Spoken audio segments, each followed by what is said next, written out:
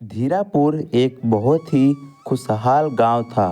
वहाँ के सभी लोग अपने अपने कामों में बिजी रहते थे और सभी लोग खुश रहते थे। सभी लोग एक दूसरे से प्रेम से बात करते थे। इस गांव में दो दोस्त रहते थे, रोहन और मोहन। वो दोनों बचपन से दोस्त थे। दोनों साथ में बड़े हुए थे।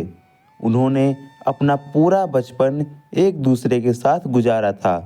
गांव में चारों तरफ लोग अपने कामों में लगे रहते थे।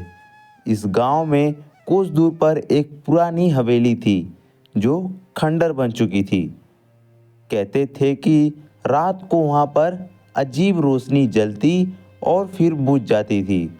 वहाँ पर किसी के चिल्लाने की आवाज़ आती थी। उस हवेली से पूरा गांव डरता था। वहाँ पर किसी की भी जाने की हिम्मत नहीं होती थी। रात में तो क्या, दिन में भी वहाँ पर लोग जाने से कतराते थे। एक दिन रोहन और मोहन गांव के चौपाल पर बैठे थे। वहीं पर गांव के कुछ बुजुर्ग भी बैठे थे। वो लोग आपस में बात कर रहे होते हैं कि वह हवेली दिन पर दिन भूतिया होती जा रही है। तभी मोहन उन लोगों से बोलता है। अरे काका, आप लोग हमेशा हवेली को भूतिया कहते रहते हो। क्या वहाँ पर सच में कोई भूत है या सिर्फ ये कोई अफवाह फैली हुई है? मुझे तो नहीं लगता कि वहाँ पर कोई भूत भी होगा। आखिर कोई भूत वहाँ पर रात में क्यों किसी रोशनी को जलाएगा और बुझाएगा? ये सब फिजूल की बातें हैं। ऐसा जिंदगी में मैंने कभी नहीं सुना कि भूत सच में भी होते हैं। हमने तो अपनी जिंदगी में कभी भूत ही नहीं देखा। ये भूत प्रेत ये सब अफवाह होती है जिससे लोग सच मान लेते हैं। आए दिन ऐसी ऐसी अफवाहें सुनने को मिलती रहती हैं कि यहाँ पर भूत है, वहाँ पर भूत है, और असल में वहाँ पर कोई भूत नहीं होता। ये सब लोग अपने मन से ही बातें बनाने लगते हैं कि यहाँ पर भूत है। भला भूत कब से रातों को लाइट ऑन ऑफ करने लगे? आप लोग भी ना काका पता नहीं किसकी बातों को सुन लेते हैं और फिर ये सब फालतू बातें करने लगते हैं। हाँ काका, ये भूत प्रेत की तो बातें मैंने भी अपनी ज़िंदगी में कभी नहीं सुनी। और वो हवेली भूतिया कब से हो गई? हमने तो हमेशा देखा कि वो हवेली बंद रहती है। तो आप लोग उस हवेली को कुछ भी कह दोगे? उस हवेली में जो लोग पहले रहते थे वो लोग अब शहर चले गए और यह गांव है। गांव में कौन ही रहना चाहता है, इसलिए उस हवेली को बंद करके छोड़ दिया। मैंने तो यही सुना है। और यह लाइट बंद चालू इसलिए होती है क्योंकि कई सालों से उस हवेली में कोई गया ही नहीं। उस हवेली की साफ सफाई होती ही नहीं, तो शायद उस हवेली का बल्ब खराब हो गया होगा जिससे वो बार बार जलता और बुझता है। और ये भूत प्रेत कुछ नहीं होता है। आप लोग भी ना काका, बस आप लोगों को इस चौपाल पर दिन भर बैठे रहना होता है और जब कोई बात नहीं मिलती है तो यही सब बात करने लगते हो।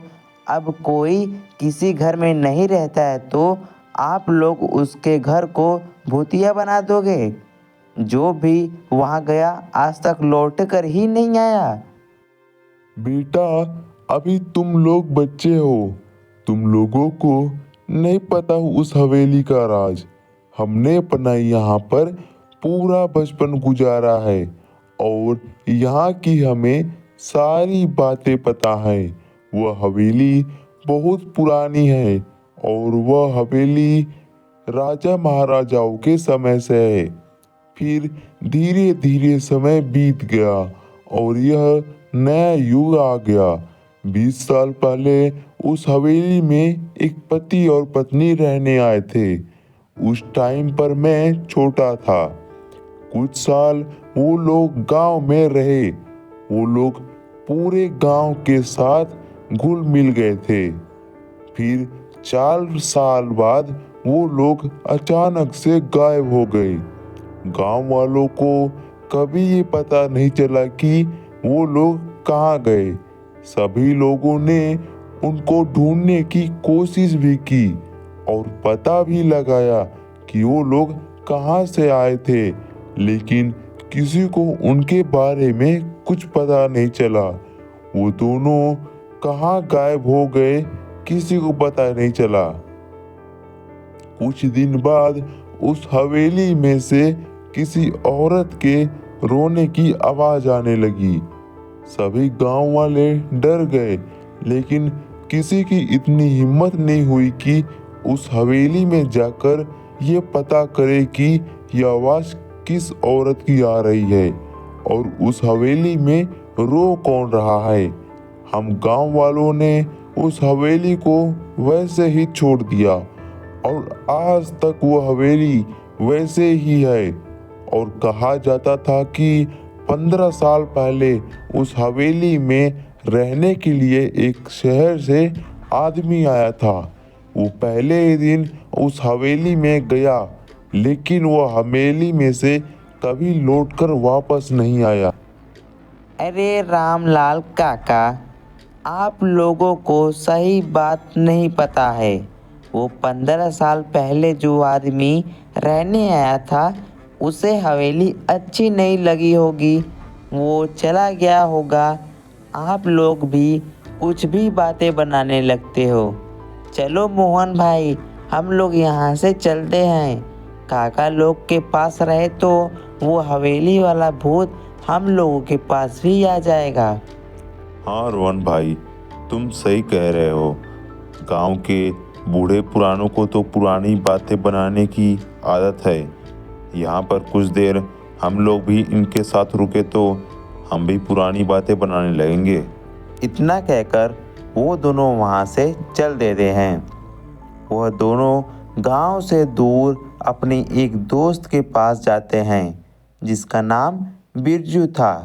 बिरजू उन दोनों को देख के खुश हो जाता है कि बड़े दिन के बाद रोहन और मोहन उससे मिलने आए हैं, क्योंकि बिरजू का घर गांव से बहुत दूर था। गांव में जमीन न होने की वजह से उसका घर गांव से बहुत दूर बना था। अरे आइए साहब, आज आप लोग कैसे दर्शन हो गए। मैं तो धन्य हो गया। बहुत दिन के बाद आप लोग दिखे हैं। इतने दिन तो दोस्त की याद नहीं आई, आज आए हो, क्या बात है। कहीं कोई बिजनेस स्टार्ट करने का तो ख्याल नहीं आया। अरे नहीं बिरजू भाई, सोचा कि बहुत दिन हो गए हैं तुमसे मिलने, इसलिए आज तुमसे मिलने आ गया। और बताओ कैसा हाल चाल है, और तुम्हारी माँ कैसी है, उनकी तबीयत पहले से कैसी रहती है। दवाइयाँ तो टाइम पर दिलाते हो ना, और पैसे की कमी हो तो बिल्कुल हिचकना मत। तुम्हारे दोनों दोस्त अभी जिंदा हैं, दवाइयों को पैसे का जुगाड़ हम कर देंगे, बस तुम एक बार कह देना। अरे रोहन भाई, पैसे की कोई दिक्कत नहीं है और माँ की तबीयत भी अब थोड़ी ठीक है। आओ बैठो, कुछ बात करते हैं। वो सभी लोग वहाँ पर बैठ जाते हैं। सभी लोग की गुपचुप चालू हो जाती है। और रोहन भाई, आप लोग कहाँ से आ रहे हो? अरे कुछ नहीं यार, गांव के चौपाल पर चला गया था। वहीं पर गांव के बूढ़े सब बैठे थे। वहीं सब घिसी पिटी कहानियाँ बनाकर आपस में बोल रहे थे। कह रहे थे कि गांव के बाहर जो वीरान पड़ी हवेली है, उसमें कोई भूत है। अब तुम ही बताओ, अब वहाँ पर कोई सालों से कोई नहीं रहता है तो बोल देंगे कि उसमें भूत है, और उस हवेली में सालों से कोई नहीं गया है तो उस हवेली का लाइट बंद और चालू होता रहता है। ये लोग बोलते हैं कि कोई उस हवेली में लाइट बंद और चालू करता है। ये लोग भी ना अभी उन्हीं पुराने ख्यालों के साथ जी रहे हैं। नया युग आ गया है, लोग विकसित होते जा रहे हैं, नई नई टेक्नोलॉजी आ रही है, और ये लोग अभी भी उन्हीं पुराने भूत प्रेतों की बातों में लगे रहते हैं। रोहन भाई, मैं भी उस हवेली के बारे में बहुत कुछ सुना है। गांव के बुजुर्ग लोग कहते हैं तो ठीक ही कहते होंगे, और मुझे तो कभी वैसा लगा नहीं कि उस हवेली में कुछ है, क्योंकि मैं उस हवेली की तरफ कभी गया ही नहीं। मेरे घर से गांव इतनी दूर है कि मुझे गांव में जाने के लिए ही इतना टाइम लग जाता है। एक दो बार उस हवेली की तरफ गया था तो पुरानी लगी थी, लेकिन किसी तरफ से भूतिया तो नहीं लगती है। अब गांव के बुजुर्ग लोग कहते हैं तो सही ही कह रहे होंगे, उनको पुरानी बातों का ज्ञान होता है। अरे क्या बिरजू भाई, तुम भी उन्हीं लोगों की बातों में आ गए। ये सब तो फिजूल की बातें हैं। आखिर ऐसा भी कुछ होता है क्या? आज के इस मॉडर्न ज़माने में तुम भी भूत प्रेत की बातें कर रहे हो। अब मोहन भाई, मुझे तो नहीं पता। मैंने जितना सुना है मैं उतना ही बोल रहा हूँ। मेरे दादाजी भी उस हवेली के बारे में बहुत सारी मुझे बातें बताए थे, वही मैं तुम लोगों को बता रहा हूँ। बहुत देर तक उन लोगों की बातें चलती रही। तभी मोहन बोलता है, अरे क्यों ना हम लोग उस हवेली में जाकर पता लगाएं कि उस हवेली में ऐसा क्या है जहाँ पर जाने से लोग इतना डरते हैं। और ये बात भी सच हो जाएगा कि उस हवेली में कोई भूत है भी या नहीं। एक बार जाकर देखने में क्या होता है, और अगर भूत होगा तो उससे मुलाकात कर लेंगे। कौन क्यों हमें खा जाएगा। अरे मोहन भाई, आपको ये सब बातें मजाक लग रही हैं। क्या पता उस हवेली में सच में कुछ हुआ तो। अरे नहीं भाई, उस हवेली में कुछ नहीं है। लोग सिर्फ फालतू की बातें बनाते हैं। क्यों ना हम लोग उस हवेली में चले। आज दूध का दूध और पानी का पानी कर ही देते हैं। चलो हम लोग चलते हैं उस हवेली में और देखते हैं कि क्या है, और इन गांव वालों को बता देते हैं कि ये भूत कुछ नहीं होता है। गांव के सब लोग फालतू में ही डरे हुए रहते हैं। इन लोगों का डर भी खत्म हो जाएगा। शुरू में बिरजू ना कहता है, लेकिन उन दोनों के मनाने से बिरजू मान जाता है और उन दोनों के साथ उस हवेली की तरफ चल पड़ता है। तीनों हवेली की तरफ जा रहे होते हैं। तभी उनसे रास्ते में सामू काका मिलते हैं। कहाँ जा रहे हो बेटा? यह तो हवेली का रास्ता है, यहाँ कहाँ जा रहे हो? कुछ नहीं काका, बस हवेली देखने जा रहे थे कि उस हवेली में क्या है। लोगों का भ्रम दूर करना है। अरे बेटा, तुम लोग पागल हो क्या? उस हवेली में जाना यानी कि मौत को न्योता देना। तुम लोगों को ऐसी क्या जरूरत है उस हवेली में जाने की? उस हवेली में एक औरत की आत्मा रहती है। उसमें जाओगे तो कभी वापस लौट कर नहीं आ पाओगे। लो भाई देख लो, अब एक नया कहानी आ गया कि उस हवेली में एक औरत रहती है।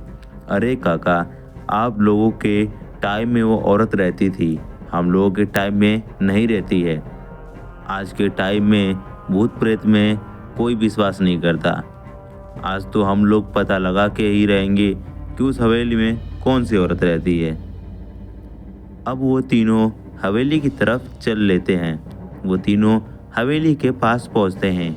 हवेली के पास पहुंचते ही वो देखते हैं कि यहाँ बहुत ही सुनसान और वहाँ पर बहुत ही अंधेरा है। अरे रोहन भाई, मैं क्या कह रहा हूँ, छोड़ो, यहाँ से चलते हैं ना। मुझे यह हवेली सच में कुछ ठीक नहीं लग रही है। किसी और दिन आकर देख लेंगे, आज घर चलते हैं ना। अरे बिरजू, तू कितना डरता है भाई। ये हवेली देख तो तुझे किस तरफ से डरावनी लग रही है। बस ये पुरानी हो गई है, थोड़ी दीवारों पर मिट्टी लग गई है और घास जम गई है। बहुत सालों से कोई रहा नहीं है ना, इसलिए खंडर की तरह हो गई है। और आज आए हैं तो देखकर ही जाएंगे कि हवेली में ऐसा क्या है। चलो दोनों मेरे साथ, अंदर आज तो इस हवेली का राज पता लगा कर ही रहेंगे। अब वो तीनों हवेली के अंदर चले जाते हैं। हवेली के अंदर वो लोग जाते हैं तो पुराने बर्तन पड़े होते हैं और चारों तरफ मकड़ी के जाले लगे होते हैं। अरे मोहन भाई, देखो ये हवेली कितनी पुरानी है।